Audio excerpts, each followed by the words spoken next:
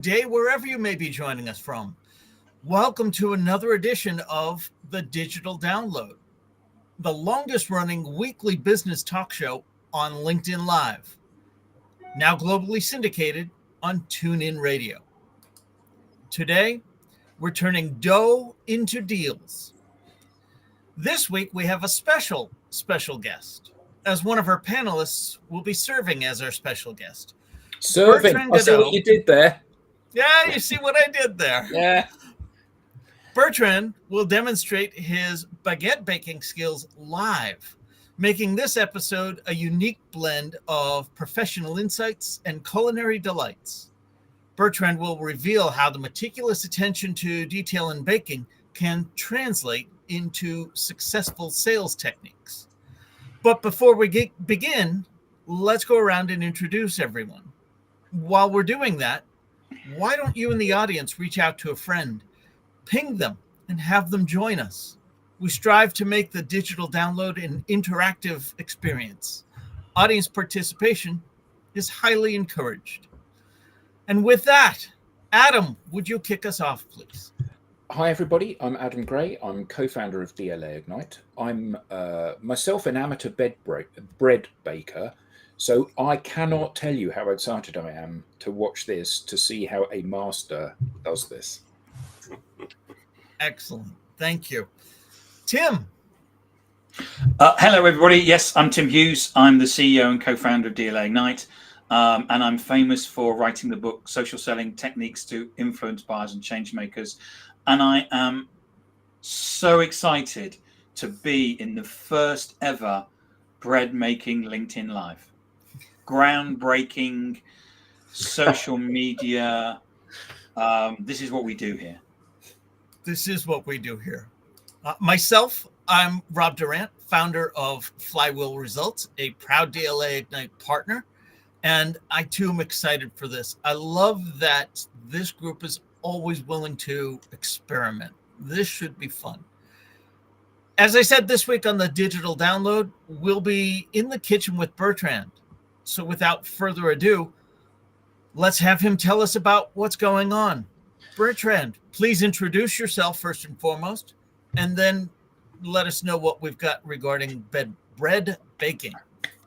Great. Oh, thank you, Rob, and thank you, team, for the opportunity. I can't believe I'm going to do that, but the good news is it's Friday, and on Friday this Friday there are two things that I'm going to talk about, and two things that I really enjoy. The first one is making bread. The second one is making deals.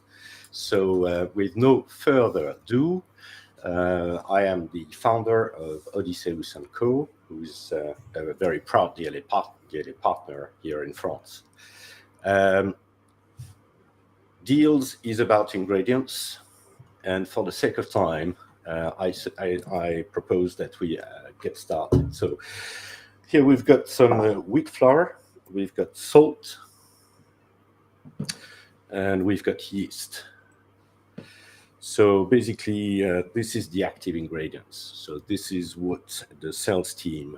This is the sales team. This is the product, and this is the services potentially. And then now I'm gonna put a little bit of water in this, and that's storytelling. And this is the first time all of these ingredients are gonna be meeting each other, and that's something that, as you can see, we do quite delicately. So that and it's important to wash your hands as well in sales, isn't it? Yes, of course. Been done before. Although, French people, you never know, but I've done that before. So it's basically, you can see it's really roughly mixing the ingredients. We just want the water to be really in contact, create the relationship between all of these ingredients. So you're creating a sticky dough there, aren't you, around your hand? Yes, and you do that with one end only, so you keep the other one clean, right? Right. Because you're going to have to that's rid of the dough on the other end. Yeah. So I'm really doing that, quite, as you can see, there is no willingness to really create anything special here apart from mixing ingredients. It's a little bit like when you meet someone the first time, you don't pitch, right? So that's exactly what we're doing here. We're just trying to see if this can work. It's incredible how quickly it's come together, isn't it? Yes. So that's mainly due to the quality of the wheat and the flour. So we're doing here a traditional French baguette with organic flour. Is it flour or flour? I can't make the difference, to be honest. Flour. Either. And then so we're done basically. So that's really. So Bertrand's currently scraping the dough off his fingers. It's a sticky, very sticky. It's pretty sticky, yeah. It's not the worst case scenario, because for that specific, I will give the recipe, by the way. So we used. So the recipe will be in the show notes, will it? Will be, exactly. Okay, excellent. It's the key challenge here is to have at least for that exercise, and because we do this manually. You need to make sure I don't know about you, Bertrand. Well, it's probably not for you because you're French, but as a Brit coming to France, there's nothing like getting a fresh baguette. Yes. Usually sitting by some water somewhere and getting some cheese, so some fromage, and some saucisson, and sitting there and just breaking the bread and hearing it crunch and the smell of it. Yeah. Exactly. And getting a nice runny brie or something on the bread. I mean, it's some nice butter. So it's here one of the reasons to go to France, isn't it? Exactly. So we're done here, right? Okay. I'm just closing this, and we start and we go for 10 minutes. So you've just started the clock that was the beep. So the what does that do for 10 minutes then, Bertrand? It works. It works for itself, basically. It works for us. So that's the great stuff about doing things manually, is you need more time, but there is less effort, actually. Right. So what we're going to do here is leave this alone for 10 minutes so that all of the ingredients meet each other, right? So the relationship is about to be created here. It's actually in the process of being created. This is a little bit like the first meeting in sales. So you are. So I can eat it now? Sorry? I can eat it now? I want bread now. I can eat it now. I've got my quarter to do. Yeah. No, you can't. There are things that we're working on living stuff, right? So the influence of humidity, the influence of heat, all of that is important, and you will notice if you go on the path of actually making bread, that the weather is quite important. So is the moon. The dough will behave very differently under different circumstances, right? So again, there's lots of analogy into how this works compared to how sales works. And we can I want to confirm, you said this is going to sit for about 10 minutes. As we look at it right now, you've got it in the pan and covered. The dough itself is in the center of the pan, and about a quarter of the pan is empty to the left of it, and a quarter of the pan is empty to the right. It'll be interesting to see what it looks like in 10 minutes. Or it will not really change, to be honest, because there's not enough time for fermentation. Is it fermentation?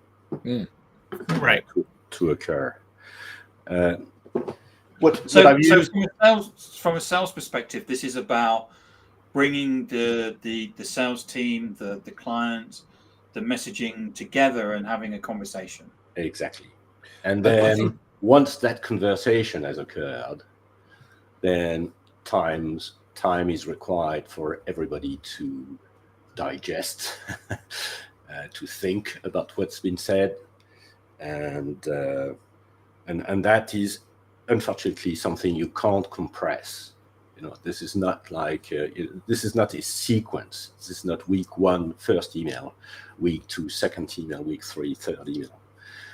This is a little bit of a conversation that these guys are having right now, and that conversation will lead to probably questions and maybe appetite for more relationship, which is what we're going to do into a little bit more than 6 minutes right now, from now.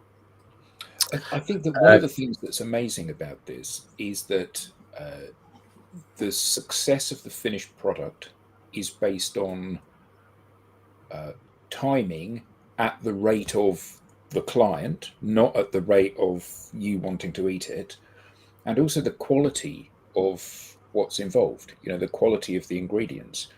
If you haven't got a clear message, if you haven't got good people involved, then you'll end up with a catastrophic loaf of bread. You'll end up with a loaf of mother's pride or something. That's a very fair point, Adam. Actually, you can win or lose from that stage. At that stage, you can win or lose very early in making bread, and I think it's very similar in the business. What we've used here, by the way, just to talk a little bit about the ingredients, I talked about yeast. We're using yeast because it goes faster. It's an active ingredient, but it's an active ingredient which anybody can source, right? So we could all use the exact same yeast, right? Which is very different if you show the other camera, Rob, to sourdough. So this is Albert. This is my sourdough. Albert, your sourdough starter. My sourdough starter. Yeah, exactly. And you can see he's pretty active right now. The only challenge with Albert is that he needs 5 hours to actually get anything done or get started. But I know salespeople like that. The other interesting thing with Albert is that he's drinking beer. So he's only drinking beer. So that's time. When you I know salespeople like that too. Yeah. So when you refresh the starter, you put in some of the starter, some more flour, and not water but beer. Yes. And the good news is that this is unique. This Albert is unique.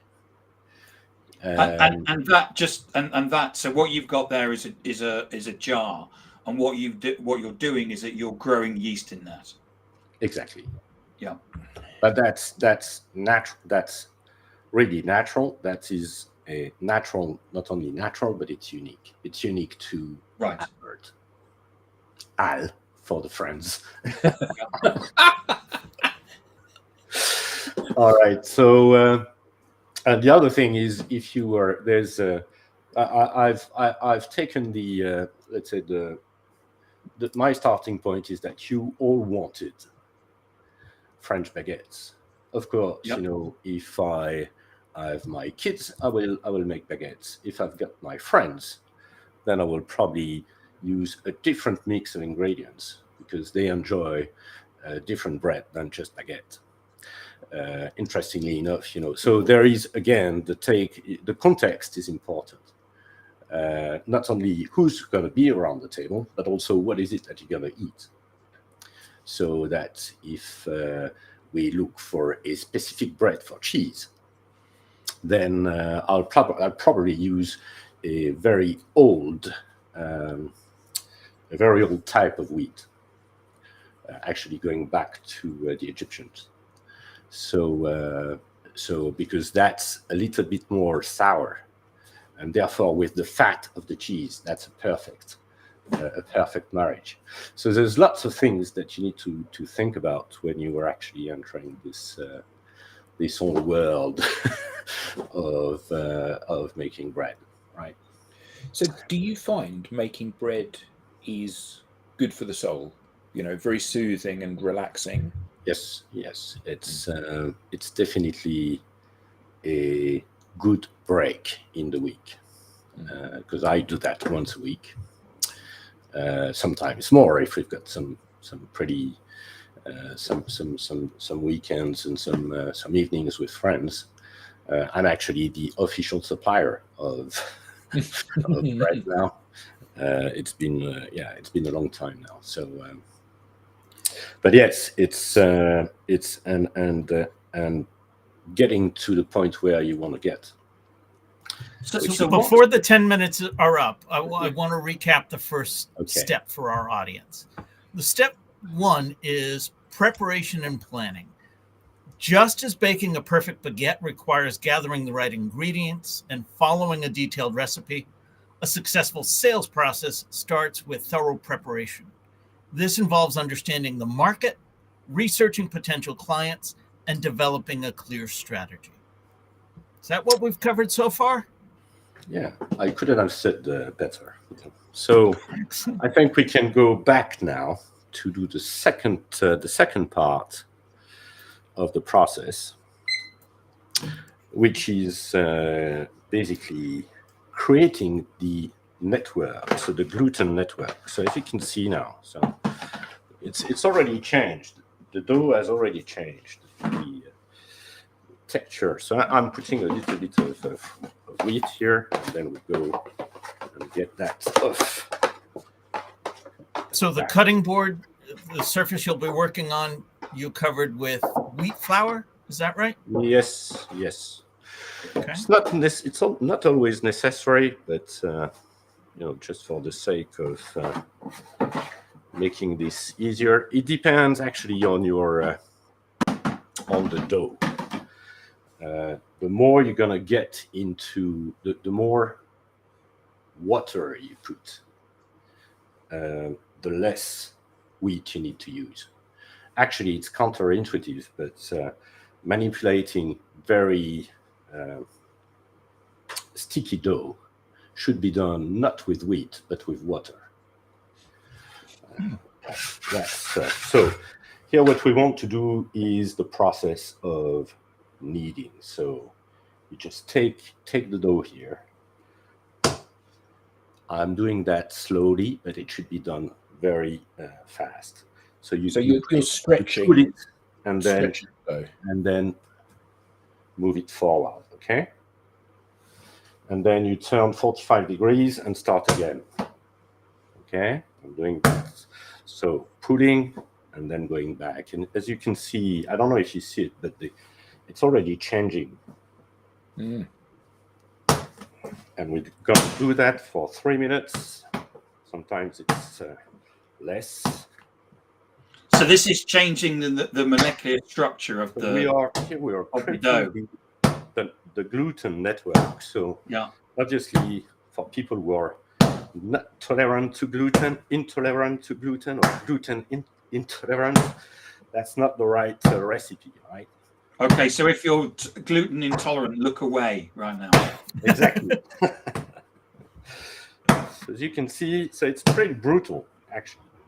But so we're trying to put it and then roll it back. And what's this got to do with the sales process? So that's basically the time where you are actually strengthening the relationship. Right. So it's either by discussing, talking about value props, talking about business cases, doing demos, really treating the. But not throwing the customer on the floor or anything like that. No. No, I agree that no, you should not do that as brutally as I'm doing it right now. For those listening only on the audio podcast, this is not the pipeline review meeting. Okay, I think, you know what? I think it's good enough, right? So look at this now. So what Bertrand's done is he's banged the completely changed now. Yeah, and it's completely changed in terms of the texture. It's it's kind now of a ball. silky now, isn't it? It's Yeah. silky and smooth and Exactly. firm. And you know what? There is no real rule for that. So is it 3 minutes? Is it 5 minutes? That really depends on your view of the world. And as you can see, I don't know if you see this, but if I Yeah, it's very springy, isn't it? if I put my finger here, it comes back. It just springs back out. Yes. So it means the network is already pretty good, right? And what we're going to do is, again, leave this here and forget it for another 10 minutes. So Bertrand's putting it in his plastic box, and he's put the lid on it. And that's another 10 minutes. And then you will do that. You will do the exact same kneading again. Then wait for another 10 minutes. And then do the exact same exercise again. That's really to your. This is where intuition, or you could say, it's a mix of intuition and experience. Intuition, experience. In sales, we call that the art and the science, right? Exactly. And it's really where you're going to assess whether you need to go for one more or two is enough. And that's basically really, I would say, your perspective as an experienced sales or pre-sales person to know where to stop. Because if we overwork this, that could also lead to a disaster. So you could win or lose in the first part of the ingredient mix, but you can also kill your bread at that stage. So Bertrand, I've always considered myself not a chef. I can't cook because cooking involves knowing those intricacies, knowing the art of when it needs a pinch of that and a little more of this. But I've always thought, well, I can follow recipes, and baking is pretty much just following recipes. But even here, you're telling me this requires a level of experience to be good at it. What does somebody who's starting out do? Well, it requires practice. Not so much. Bless you. Thank you. I've got some flour up on this, obviously. God bless you. It's not so much. It's more practice, to be honest. We've all been trained to sales methodologies. I'm actually training myself some kids around spin. If you don't practice it, you forget it, or you're less accurate. So it's exactly the same here. Regardless of if you've got the best ingredients, if you are not if you're not careful enough, if you are not practicing enough, you'll forget it. Right. So what we've done so far is basically mixing ingredients and then creating the network, strengthening the network. And once we've done that part, which is basically what, from my perspective, a customer needs to actually go under the process of making decisions, then you need to structure. So the way we do this is by dividing. So the dough that I just needed after 2 or 3 runs, we'll go ahead and divide it.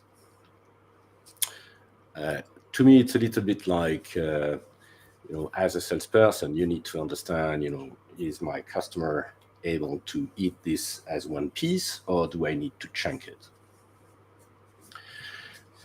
So that's the first part of it. And then we'll make that decision. We'll say, okay, we make 3 baguettes, right? So we need to divide this by 3, but we could actually do 1 baguette and then 1 bâtard, which is a big baguette, and then maybe we end up with 2 pieces of bread. What's a big baguette? Sorry? What's a big baguette? A bâtard in French. Ah, right. That's the big one. That's the 500 grams, I think, or 600. All right. So just to recap where we are at now in the sales process, this is the part where we wanted to speak about the attention to detail. The process of mixing the ingredients, kneading the dough, and allowing it to rise demands careful attention to detail. Similarly, in sales, every interaction from the initial contact to closing the deal requires meticulous attention to the client's needs and responses. Exactly. Okay. And then we're now ready to actually structure everything. So that's, if you could say that, so far we've done almost a pre-sales job, a sales and pre-sales job. What we're going to do now is moving really into the area, the added value of a salesperson. And that's what, from my perspective, is the analogy of shaping. So that's what we're going to do now, right? Before we go to that, Bertrand, let me ask you, I know we're going to do some time-lapse techniques here. You've prepared some things in advance, but if we were just doing this with one initial set of ingredients, what kind of timeline are we looking at? So you really need, so that's a good question. Actually, you could do bread in 2 hours. There are techniques that allow you to do bread in less than 2 hours. The main difference in time is taste.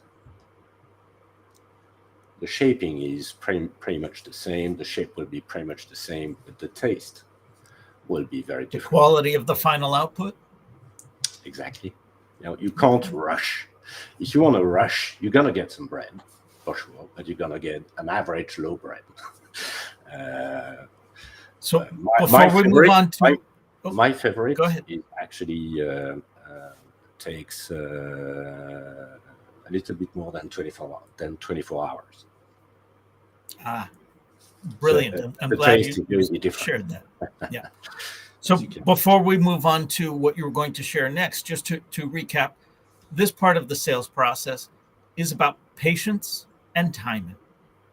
Allowing the dough to rise and bake properly takes time, and rushing can ruin the final product. In sales, building relationships and trust with clients often takes time, and pushing too hard can jeopardize the deal. Exactly. That's exactly what we said, Rob. So let's move to shaping. So I have prepared, as you said, 3, and you can go back to yes, to the other camera. So I've prepared 3. I've divided. I've made some bowls, I think, and I'm actually ready to shape. So shaping is where we're gonna give the final form to the bread. So what we're gonna do is flatten the dough so that it's now a circle, right? I take the upper part of the dough, and what I'm gonna do is put it on the middle, right? And then with that piece of my hand, I'm gonna seal it. Okay? So you folded it in a third, Fold it, bringing the top towards the middle, and then with the what was that? Heel. The palm of your hand, the Heel. base of your thumb, the Yes, heel of your hand. you seal it. You seal it. Okay. And then what you do is you just flip it around, and then do the same with the other piece, the other part, and seal it. So you rotated it 180 degrees.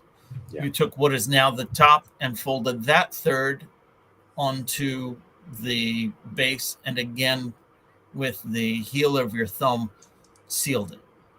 And we can start to see, by the way, the shape of the baguette. So it's always good to have a small stuff like that to remove the extra flour.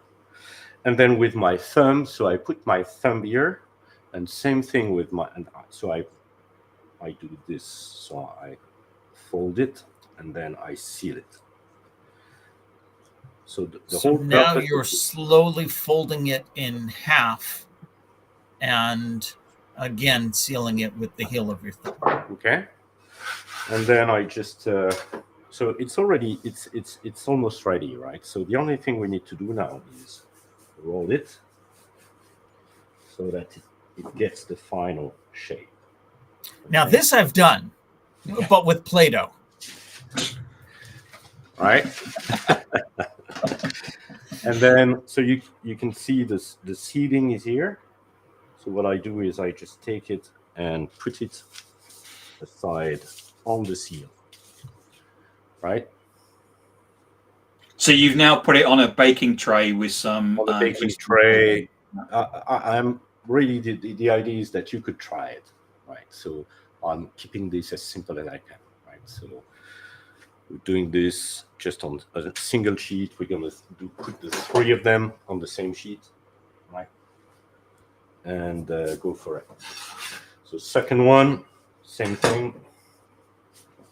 Removing the extra dough. So you're basically structuring your deal here, right? So is it gonna be, so that's the final shape of the deal, right? Same thing, flipping it around, sealing it, and then the thumb and seal on the edge. Okay. So with the second third of the dough, you've done the same process, and rolling it out elongates it. I could try something different, but we would not see it. So, all right. And not only is it a baking sheet that you're putting it on, but there's parchment on that sheet too, as well. Correct? Yes. So it's basically it's a small, very simple one, right? I'd call that grease-proof paper. Exactly. Probably that works. And last, but you can start having fun with that, right? So you can do different shapes. I love the fact that you brush it off. I'm hoping it's not the same brush you use for your dustbin in the kitchen. No, I was about to say that, Rob. At least mine is a dedicated one. It looks like one you clean the floor with, Bertrand. No, that's anyway. You're not gonna eat it, right? Oh yeah, of course we're making it with somebody else. Right. I hope they're not watching. All right. You see, pretty simple, right? We're all set now. And this, Now we have three different baguettes on the baking sheet. what we're gonna do now is basically leave that alone for an hour and 40 minutes. And just if you do that home, I saw you cover it with a cloth. Is that Yep. a dry cloth? Is that a damp cloth? It's dry. The idea is that you don't want if it needs to be covered, because if it's not, then the air could dry it on the surface, and we don't want that. Okay. Okay. Yep. An hour and 40 minutes. But I'm hungry now. And then we can do a little bit of cleaning. So that's basically shaping your deal. So is it going to be, so first of all you divide, is it going to be a single transaction? Is it going to be multiple transactions? Do we need a point of do we need some proof? Do we need to make some proof before we actually go for it? And then how are we going to structure the deal moving forward, basically. So shaping is like adaptability. Adjustments may be needed based on factors like humidity or oven temperature. And in sales, flexibility is key to adapting strategies based on client feedback and market changes. Yes, indeed. And of course, we do have a trick here again, because an hour and 40 minutes was not fitting into our format today. So I've prepared some baguette earlier. As you can see, the magic of television. After an hour and 40 minutes, it looks very different, right? Which is good. So this is the yeast starting to ferment and expand. This has expanded. There are two times or two stages in the fermentation process. So the first one is before division. And the second one is after division. So once and again, that's interesting. So once you've shaped the deal, then there is again some time to get to the point where it's really ready to sign, right? Signing. And again, for our audio-only audience, on screen we have a baking sheet with 3 baguettes that were prepared an hour and 45 minutes ago. Exactly. All right, so I'm talking about signing. So here we're really very close to baking these baguettes. So what I'm going to do is, because I like this, I just put a little bit of flour on top. You've got a sifter. I'm using you can use a how do you call that? A sieve. How do you call this for tea? That's a tea strainer. You can also use a tea strainer. And what you need now is a razor blade. Oh. Okay. That's the dangerous part, but that's your signature. And this is basically, that's the signature of the baker. So we have two options here. Either we go for the classic baguette. I'm going to do one. So we just go 1, 2, 3. So Bertrand is now scoring the first baguette with the razor blade. You could also do it on one go. So you can basically do what, and then I'll do the polka as well, which is this,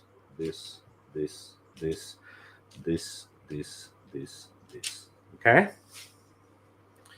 And we're done. Now, will that impact the flavor at all, or it will impact the shape? It will not impact the flavor, but it will impact the shape. So I'm now ready to put that into the oven, which I'm going to do right now. Okay. There we go. Interesting. You remove it from the baking sheet, but leave it on the parchment paper. So just so that everybody knows, I don't know if you can listen to me. We can hear you. You can hear me? Okay. Yeah, perfect. So this is now going at 240 degrees. And then I'm also adding this. This. What's that? That's a glass of wine. water. So when you say adding, you mean simply putting it in the oven next to the bread? So in your oven, I don't know what the plate, there's a curved plate at the back end of my oven. And I put water in it because steam is responsible for the crunchiness of the bread. Right. Color and crunchiness. So you want some steam. You need some steam. Of course, professionals are they just need to press a button and then there's plenty of steam which comes into the oven. I don't have a professional oven, so unfortunately I need to do that. But that works pretty well, by the way. I have an American oven. I don't think there's a channel to put water in. Yes, put your dog's bowl in it, Rob. Yes. Well, otherwise you just put you put a bowl in it, and that also works. By the way. In an So American, we now have 19 minutes, 12 plus 7. Hopefully that fits with our schedule, which is basically baking. So as you can see, pretty straightforward process, actually. I am definitely going to do this over the weekend. Definitely. I am definitely not. This is A question about the yeast. Yeah. So the yeast, is it kind of like those little spheres of baker's yeast, or is it? Do you make a yeast liquid? No, you need fresh yeast. So you need something like that. Sorry. Like that. Yeah. Right. Okay. That's the fresh one. and that's a cube. And that's alive, isn't it? It's yeast that's alive. Yes. So you basically grate that onto the. Or you divide it. So I think in that recipe there was 5 grams of that. So you also need, if you can turn back you can also need this. You're also gonna need this. What's that? A cassette player? That's something that usually is used by a different type of professionals. But this is a how do you call it? Yes. A weighting. How do you call that? Scales. Yeah. A scale. Thank you so much. A scale. Yes, you used for weighing other. But that's a precision scale, right? So that's Right. useful for yeast and salt. Because back to what you were saying earlier, Rob, precision is absolutely key in this. There is no room for, how can I say that? Well, you can start adding more water. You can start doing things like that. But actually, the only thing you add is water most of the time, because you want a certain quality of dough. But salt, flour, and yeast are things that you need to be quite precise with, as well as temperature. And from a sales I wrote a perspective, blog on that. I wrote a blog on temperature. and You from a can't do sales bread. perspective, it is very much like that, isn't it? That we've gone through that process of bonding with the client. We've gone through the process of demonstrating and then we usually hit a process that we need to go through in terms of, maybe there's a procurement process that has to go through. Maybe there's a contractual process, and we have to, and those, and that has to be accurate, isn't it? Yes. Yes, actually, the accuracy of your prep work will actually drive how well you go through that process. Yeah, perfectly true. Let me see. Just check. Looks pretty good so far. All right.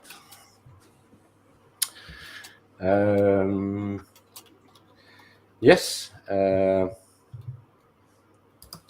Of course, if we go, so that was I talked about time and obviously, you could think about,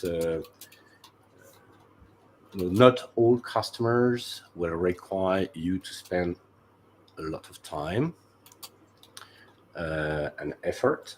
It depends on your market, of course, but all will very much enjoy your own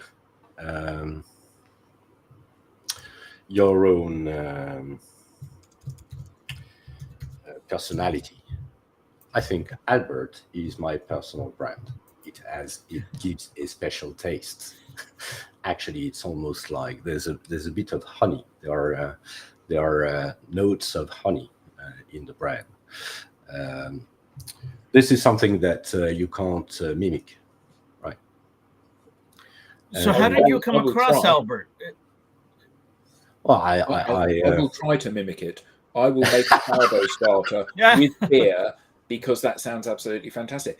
But I think it's a burden. It's a burden, Adam. Just so that you got to keep feeding it, mate. You got to keep feeding it. Yeah, if it hadn't been for you've got dogs, right? You've got a dog. My mum was ill. If it hadn't been for that, and I had been away, I had my sourdough starter that I started during lockdown, and it was still the same one, but I had to let it pass away. So we had a burial in the garden, obviously, because George my sourdough starter died. But what I was going to say is that Tim said at the very beginning that one of the great things about going to France is going to the boulangerie first thing in the morning and getting that freshly baked baguette, and you hold it up, and there's the wonderful smell, and there's the wonderful kind of crunch as you turn it. And one of the things that I notice whenever I go to somewhere warm, so Italy or France or wherever it may be, that the food is better than everywhere else. And the reason it's better than everywhere else is that it has two things. It's fresh, like you're thinking, and it's simple, like you need to make the presentation to the client. And I think that, we joke about, dough as a metaphor for sales, but actually it's so true, isn't it? You go there, and often you go to a restaurant in one of the cities, and the food is very nice, but it's overly complex. The flavors are very complicated. It's quite difficult to unpick what's going on within the food. And you go somewhere simple. You go to have a pizza in Italy, where it's literally just dough, tomatoes, cheese, a couple of sprigs of basil, and it's just like pineapple. And it's better than any pizza you get, which has got all of these different toppings on. And baguette, salt, yeast, flour, water, and it is the best bread. And it's just the simplicity of that you can really taste all of those ingredients. And it's all about the preparation and the execution of that, isn't it? Yeah, that's perfectly true. And it's interesting because there is a cultural difference between the Italian and the French when it comes to the way they actually build dough. So if you're French, you start with a kilogram of flour.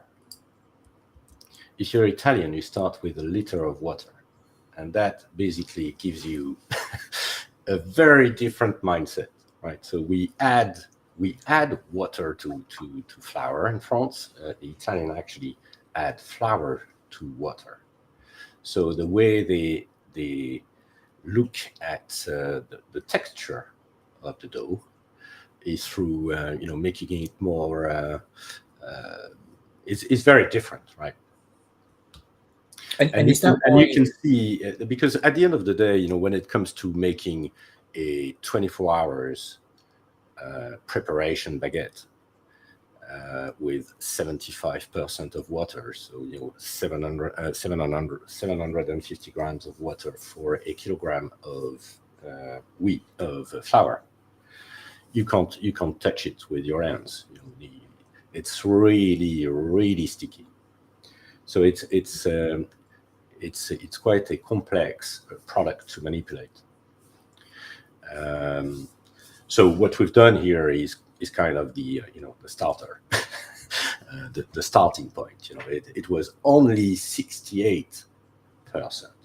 So, and it makes I can tell you, every single percent after 68 makes a significant difference on the way you can manipulate you can even shape the baguette. So, and when you think about the way the Napolitan pizza, for instance, with big, the big tour, the big border, the big crispy border, absolutely outstanding. There's a lot of water in this.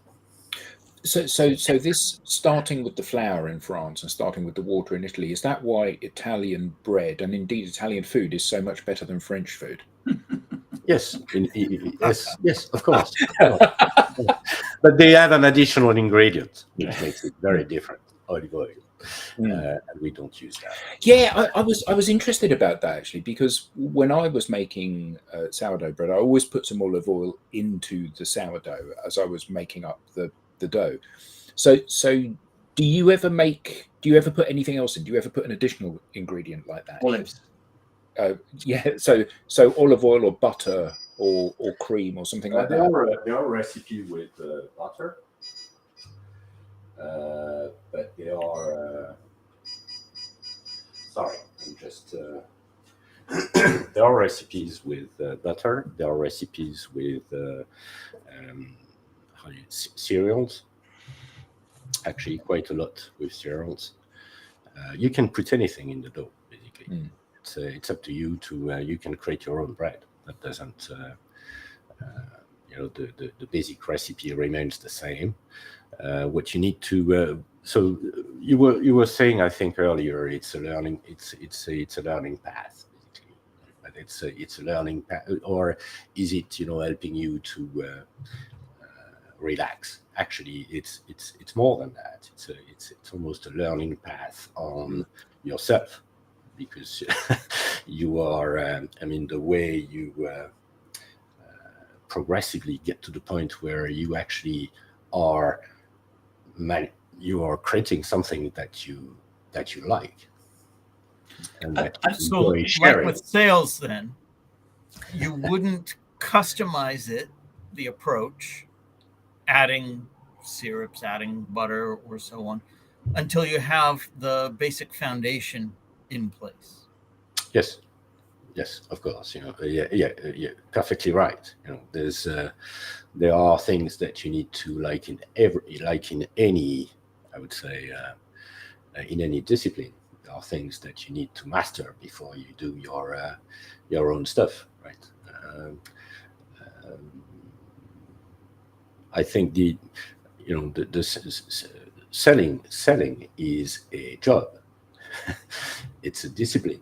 It's something that it's not something you wake up one day and you say, you know what, I'm a great seller. That doesn't, that may happen, but these are the lone wolves. We know them, and they are not necessarily the best team members, right? Yeah. And just on a personal note, Bertrand, when you do this, is this something like meditation for you, where you're very much in the moment and you're not thinking about anything else, and this is just like relaxation for you, because there's no worries, you're just kneading and you're just doing whatever you need to do? Exactly. I'm here. I'm nowhere else. I'm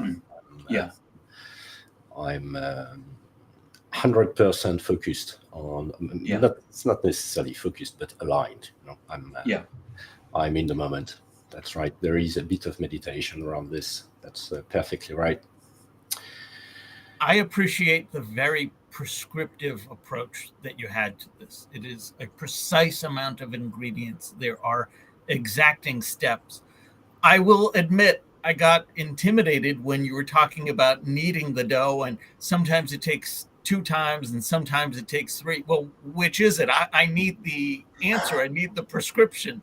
How does one get from learning to experienced? How do you get through that? Is there a set number that you would expect, and then you realize, oh, maybe more, maybe less?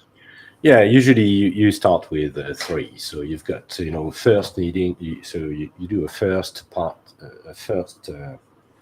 3 minutes kneading, then wait 10 minutes, then the second one, wait 10 minutes, then the third one, then wait 10 minutes. That is the recipe, basically. But then, depending on the quality of your ingredients, 2 might be enough. So if you go for organic and you've got the right source, then with the flour I use today, 2 is more than enough. Even 1 could have done the job. Right. So there is and interestingly enough, while everybody goes for is changing recipes to actually introduce automation, and always more automation, there is a chunk of true professional bakers who are actually doing this with their hands and going back, and they do 2 batches a day, and that's it.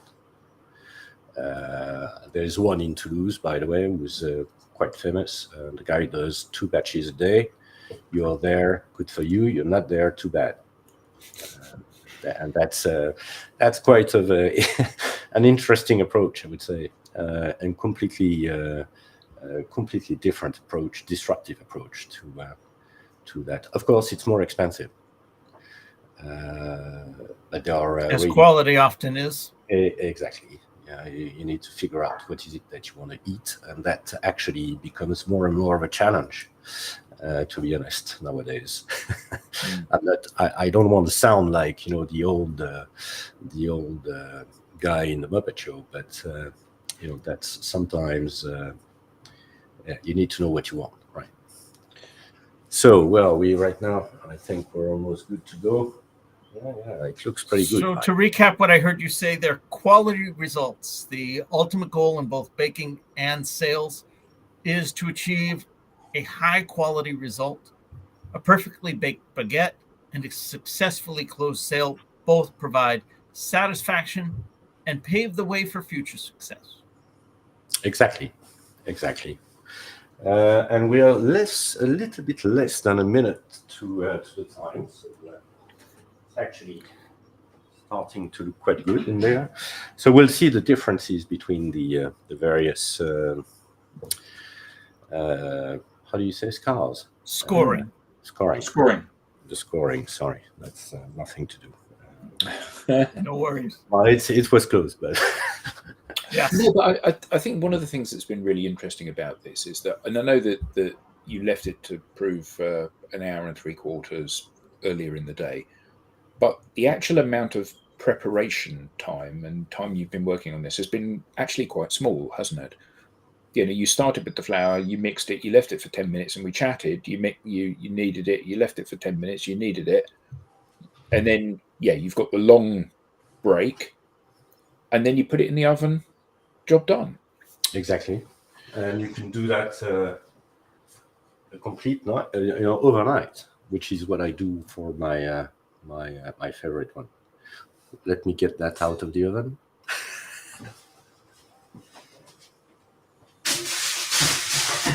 The Bertrand's just getting the bread out of the oven.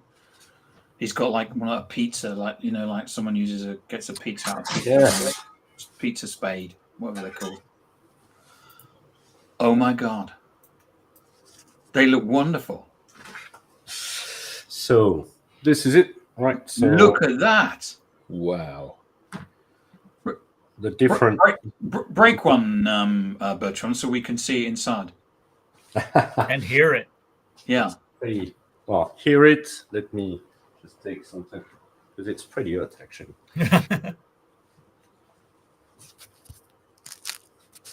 Oh. That's enough. Yeah. Right. So and then open it. Now that one there in the middle, that's the one you're going to ship to the US, right? This one? And the other one can go to the UK. I don't know if can we see it? Yeah. Yeah. Okay. And then let me open it. Not sure. Let's see what the result is. Oh, that noise. We don't do that. That sounds wonderful. Yeah. Just cut it in half and sharing it with us. So what's it taste like, virtually. Bertrand? Sorry? Taste it. It's really hot here. It's okay. We need a few minutes, but that's really it. So again, I could not believe. Well done. I would do that. Yeah, but I'm glad we did that together. What you should have done, of course, is that during the first proofing, you should have made some butter. Churned some butter, shouldn't you? And then you could have put it on your bread. Yeah, absolutely. I could have done that. Well, that was a great hour spent today with you guys. Thank you so much. That was fantastic. That was really fascinating. Yes. Absolutely brilliant. Thank you so much. Good. That was a fun experiment, and I'm glad to have been a part of it. If you have something to say, if you have something to share, we want to hear from you. Scan the QR code on screen or visit us at digitaldownload.live and fill out the Be Our Guest application form. On behalf of all of the panelists, thank you for being a part of today's show. This was an exciting experiment, Bertrand, and I'm so glad that Yeah. you stepped up and did that for us. Thank you. Thanks, Brilliant. Bertrand. Thank That you was so much. Thank you, guys. Thank you.